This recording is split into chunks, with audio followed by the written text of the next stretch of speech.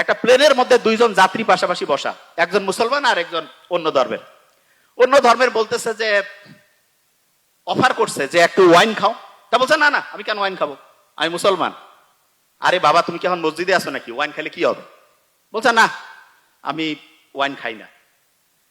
তখন যে wine offer করতেছে সে বলতেছে যে তোমাদের যে কি ধর্ম রে বাবা, গির্জায় গেলে আমরা ওয়াইন খাই না, তোমরা আবার মসজিদ না মানে হচ্ছে বাড়ি না, একটু ফ্লাইটের মধ্যে একটু রিল্যাক্স করবা তবু ওয়াইন খাবা না, ব্যাপারটা কি? তখন পাশে বসা যে মুসলমান সে বলতেছে যে এই গাড়ি মানে ফ্লাইটে তো যে এটার যে চালক তিনি কিন্তু খ্রিস্টান। বলছে খ্রিস্টান, ইউরোপের ঘটনা। তা বলতেছে আচ্ছা, ওনাকে যদি এখন মদ খাওয়ানো হয় তুমি কি জানার পরে এই ফ্লাইটে যাবা? কয় না, আমি কেন যাবো। কেন যাবা না? বলছে উনি তো এখন ডিউটিতে আছে, ডিউটিতে কেন হচ্ছে মদ খাবে? তখন ওই মুসলমান বলতেছে যে আমাদের মুসলমানের গোটাল জীবনটাই হচ্ছে অন ডিউটি। অন ডিউটি, পড়া, বিয়া শাদী, কথা বলা, কথা শোনা, যা কিছু আছে অন ডিউটি। বিলিভ মি, এটাই সবচেয়ে সত্যি কথা।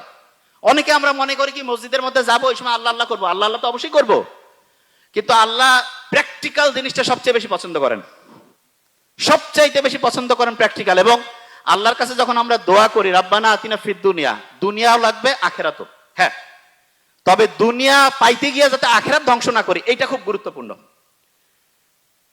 নিশ্চয়ই বাদশা সোলাইমানের ঘটনা আমরা জানি। বাদশা সোলাইমান, ওনাকে একবার এসে বলতেছে যে তুমি কি দুনিয়া চাও না আখেরাত চাও?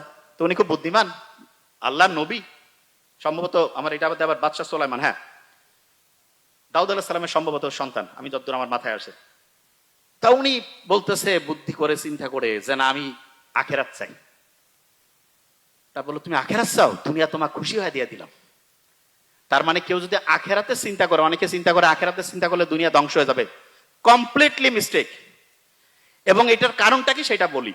অস্ট্রেলিয়ার একজন ডক্টর, নামটা এখন মাথায় নাই, আমরা কয়েকদিন আগে আমি ওনার আর্টিকেলটা পড়লাম, অ্যাবসলিউটলি 2 সপ্তাহ আগে, মুসলমান ডক্টর। উনি গাজায় গেছে, প্যালেস্টাইনের হচ্ছে যে ইয়া করছে, ওটাকে কি বলে, অপারেশন করছে।